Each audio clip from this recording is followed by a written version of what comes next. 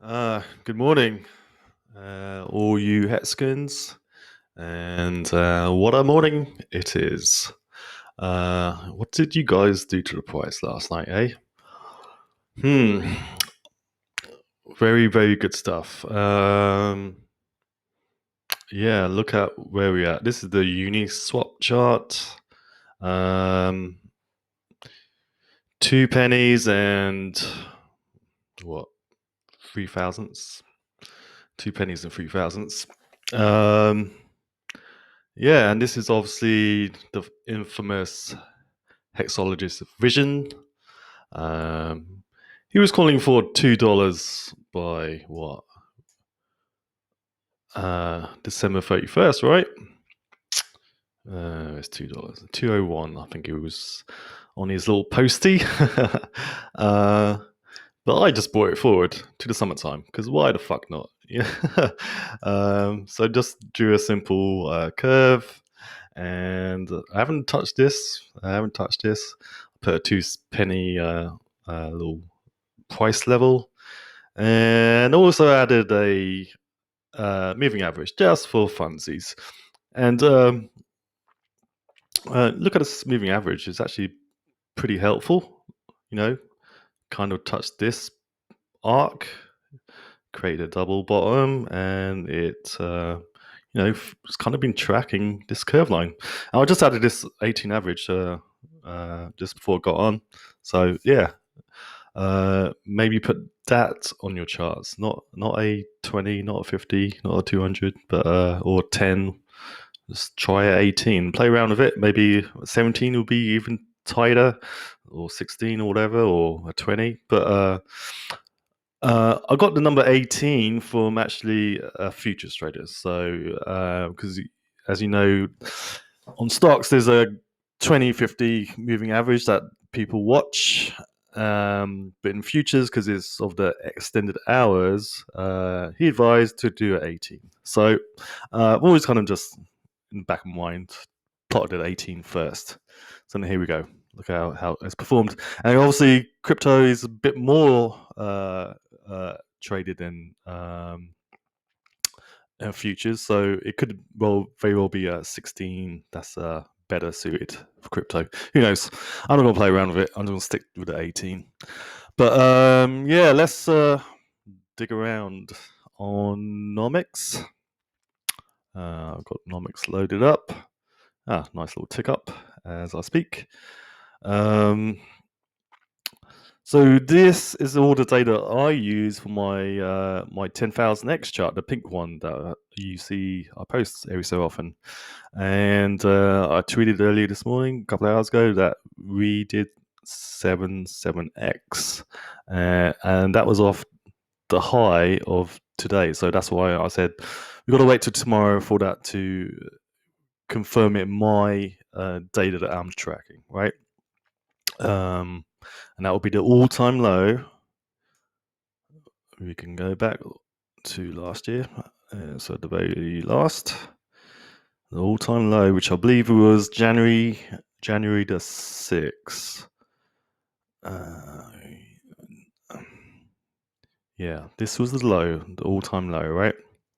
And always only been using Nomics because they're the most trusted ranking site that I know of at the moment. So Coin Paprika was doing well for us, but Nomics has taken over for Heskins, right?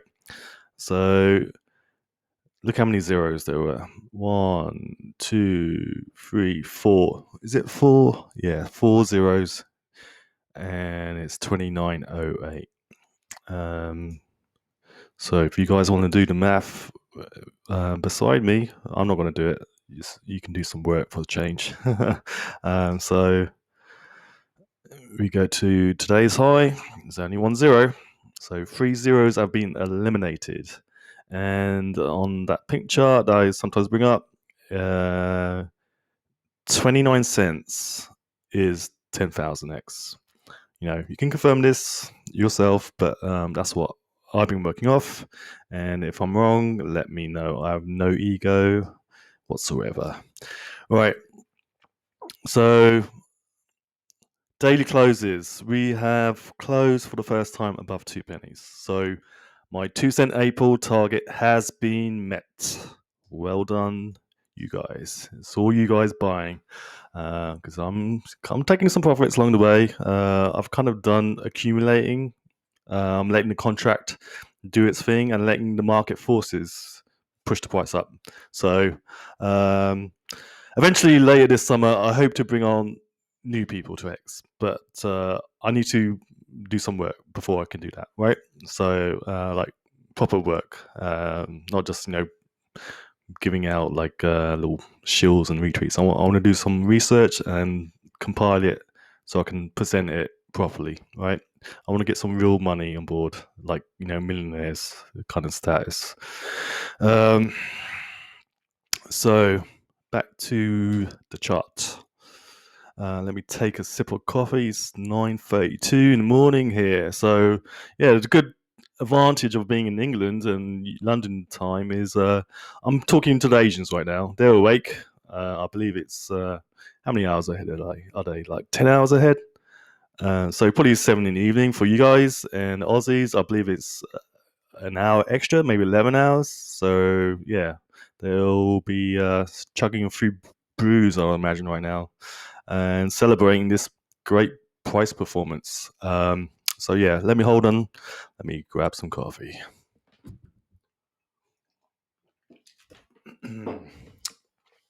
Delish.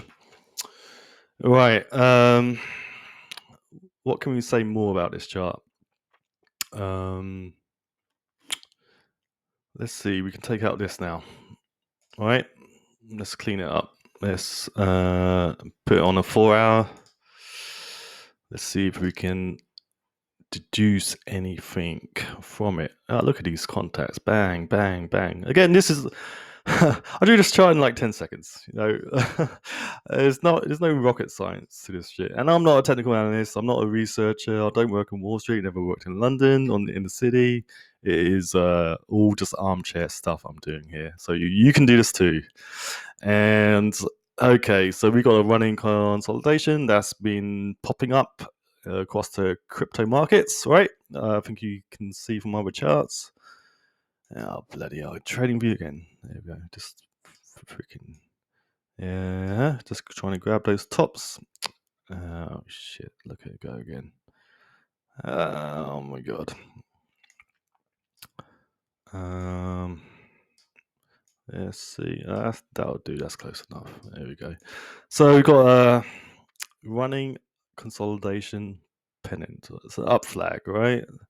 So how do you know how high this up flag is going to go? Well, you can go back to the last consolidation area, right? This is like the 12, 15, 13 cent area. Well, 1 penny and then a third, right?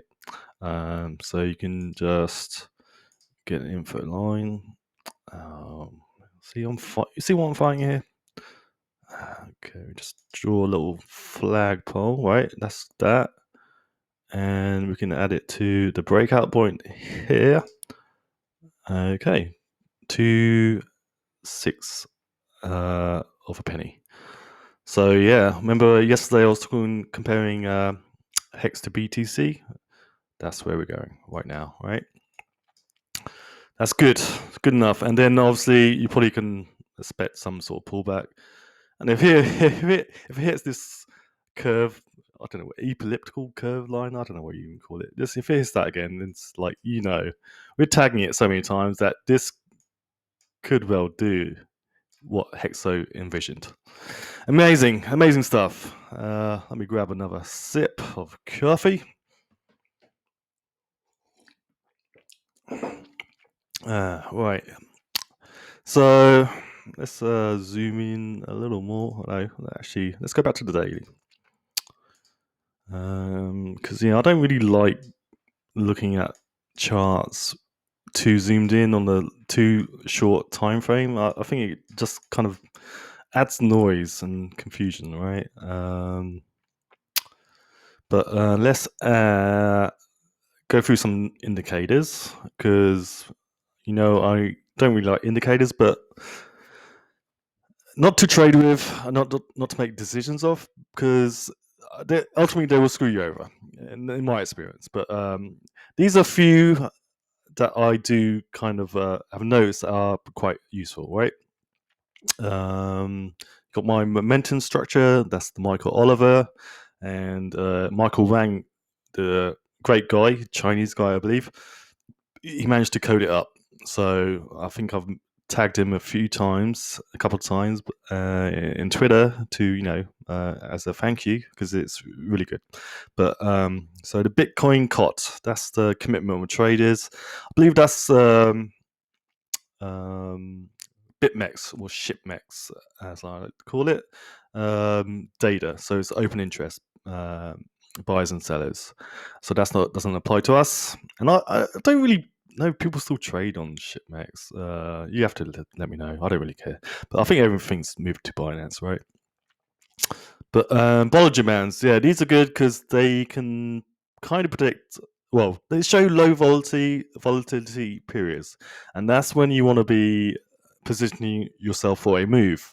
Now, you don't know which way the move is going, right? You don't know if it's going to go up or down in a like a FX or stock or whatever. In stock, you're going to mainly push up, but FX can go either way, right? So use Bollinger Bands. Also can be used as a kind of, if it's following a powerful trend. If it's going up and it's kind of hugging the upper Bollinger Band or lower Bollinger Band, it's a powerful move. So let's see if it's doing anything for HEX. Okay. So yeah, so it's actually telling us quite a bit of information here. So the BB20, so it uses a 20 moving average, right? That's the big chunky red line, I believe. Yeah, it should be that one. So we had this pinch, March 12th. I believe March 12th was another period where we had a large stake coming out, I think. So yeah, look at this. You could have had some insight as to the pinching going on, the bands coming in together, and also it gave you a heads up that you should be buying. And I think my last big purchase for HEX was 0865. So I didn't even look at the charts, to be honest, and I managed to pick the perfect entry. I'm gonna give myself a little pat on the shoulder for that, because it was a large one. It was like over 3 million HEX, right? So look at this explosion. We went from 086 to 12.7. That's over like 60%, 55%. But what you want to notice is the violence of the up move and how it went outside the band for 1, 2, 3, 4 days. Now, I've seen many markets do 3 days. 4 days is rare. 5 days above the Bollinger Band is basically, it's like winning a lotto. Well, not winning a lotto, but it's like winning, the Grand National 1, 2, 3 pick. It's getting into the probability of like tens of thousands, right? So yeah, after 3-4 days above the Bollinger Band, expect it to move back inside the band. It's just the way the math is programmed, right? The Bollinger Band is going to capture 95% of your price action. So anything above, you're already into a 2%, 2.5% probability of this happening. So 2.5% times 2.5% times 2.5% times 2.5%, right? It's going to be a large number. I'm not going to do the math. I haven't got time. I'm already bumping up against the limit here. So, okay, let's take out the BBs, the Bollinger Bands, and let's see what else I've got. Okay, slow stokes, another classic good indicator to know how to see, basically how it operates. Overbought, overbought, no, underbought, overbought, right? Um, but the good thing about a slow stoke, if it gets into a overbought reading, okay, if both lines get into the above 80 region and stay there closing for like 2-3 days in a row, it's no longer overbought, right? This is overbought. That's overbought. But if it locks in above here, now you got a trend that's locked in. That means it can continue sideways for days, weeks.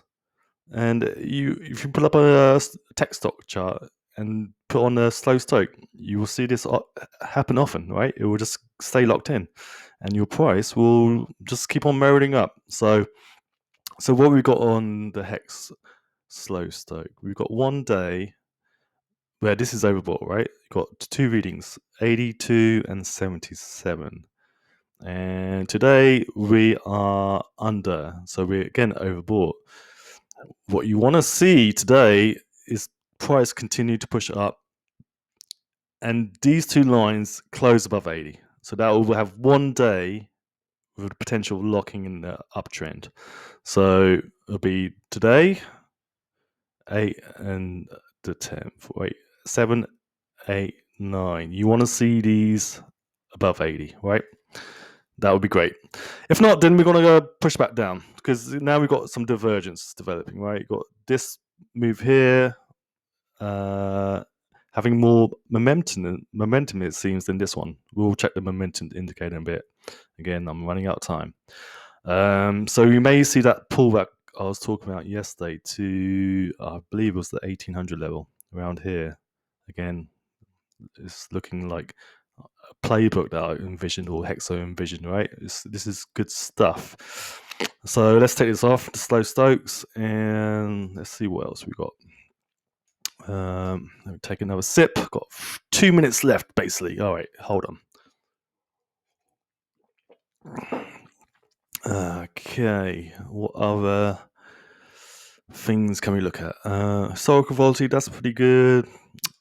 On balance volume, okay. What can this tell us? It's gonna be okay. I don't really know this indicator how it works, but it's going from here to there. So I don't know. You guys look it up. CA Fisher of OBV. All these are on TradingView, right? You can just look them up. So let's get rid of that. Let's whip through another indicator. So we've done that. We've done that one. Historical volatility. Well, this could be worth something to look at later.